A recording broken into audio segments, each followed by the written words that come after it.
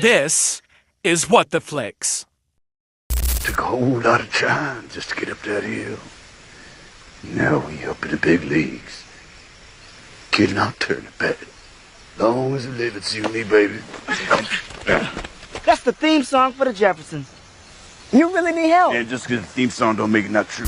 Hello, true believers. With the lowdown on the Motown, I'm Clarence. And I'm the hick from the Sticks, T-Bob. And you're tuned in to the one and only, top baloney, never phony, What the Flicks. Today we are taking a look at the newest comedy from the Wayans brothers, Scary Movie. I think it's number 6, but sometimes I lose count. And with the largest family in show business, you better believe they throw everyone and everything in this one, including the kitchen sink. It was directed by Michael Tides and written by Marlon Wayans, Sean Wayans, Keenan Ivory Wayans, Craig Wayans, and Rick Alvarez, I don't know who he is. And made with a budget of just $30 million, it went on to make $230 million, making it a commercial success. The critics hated it, but what did you expect? It's a movie about smoking weed, a serial killer, and a dump truck load parodies bigger than J-Lo's trunk space. With an audience score of just 68% on Rotten Tomatoes, doesn't seem to match the huge box office take. Conspiracies? Maybe, but the earth ain't flat.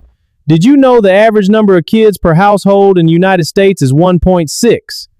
Did you also know that there are 11 members of the Wayans family credited in this film? True to the style of the first films, the actors were heavily encouraged to improvise. The directors kept the cameras rolling to capture as many of the Wayans off-the-cuff jokes as possible, just like Jackie Gleason and Smokey and the Bandit. Anytime creative people are allowed to flow, it creates a more authentic feel on film. For the most part, it worked here. While it pays homage to classic slasher icons like Leatherface and Freddy Krueger, the movie heavily spoofs modern hits like The Substance, Smile, and Terrifier. The Wayans' creative process is free-flowing, unlike the guy's hand up my butt telling me what to say. Because the original 2000 film heavily satirized the first Scream, the 2026 film goes full circle by spooking the newer requels. It heavily parodized the famous subway sequence from Scream 6. And just like Scary Movie 2, this one will remind you why you don't eat mashed potatoes. In a big family, the first child is kind of like the first pancake. If it's not perfect, that's okay, there are a lot more coming along. Did you know that Marlon Wayans lost 25 pounds in preparation to reprise his role as Shorty, a regular Robert De Niro?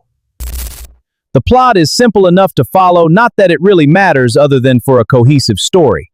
While watching horror movie, an in-universe spoof of Scary Movie, teenager Tuesday Campbell is attacked by Ghostface, and the hilarity ensues.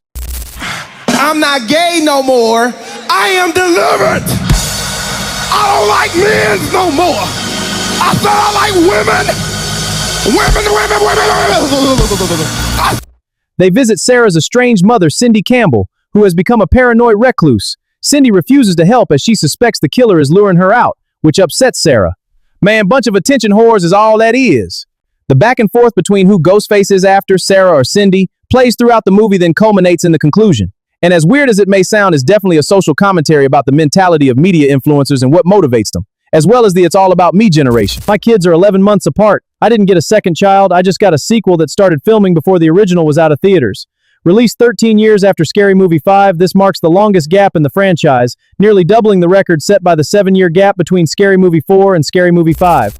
There's some really funny parodies, but then there are also some that try too hard and come across as forced. The Wayans have always been able to deliver, but sometimes it just takes longer to get there. This is one of those times. Just like with any of the Scary Movie franchise films, some jokes are home runs, and some jokes are just fillers in between.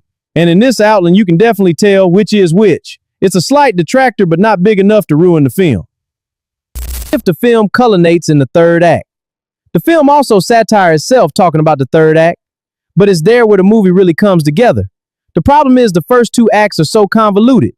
You might lose interest before the payoff. I agree, the really funny moments seem to be when the film is making fun of itself and allows the audience to join in on the joke. But overall, you can feel the heart of the Scary Movie franchise throughout the film.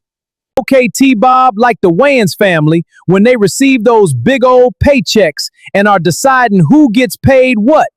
Break it all down for us. It's good to see the Wayans brothers back. They've been around for a while and are incredibly talented. But after 13 years out of the game, it takes a minute to knock the dust off. That's kind of what this film feels like. It's disjointed in the beginning, but does find its footing. Unfortunately, that's not till the end. But hey, it's Scary Movie, not Schindler's List. You know what you're getting when you go in. You won't laugh the whole time, but you'll definitely laugh out loud 2 or 3 times.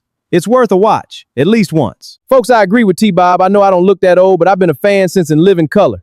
It's a fun movie, not perfect by any means, but still fun. T-Bob and I are on the same page with this one. Like a Christopher Nolan movie, but with farts. 2 thumbs up on the WTF scale. So, Scary Movie 6, have you seen it? Let us know in the comments below. I'm Clarence. And I'm T-Bob, and once again, this has been the always astonishing What the Flicks. I'm not gay no more. I am delivered. I don't like men no more.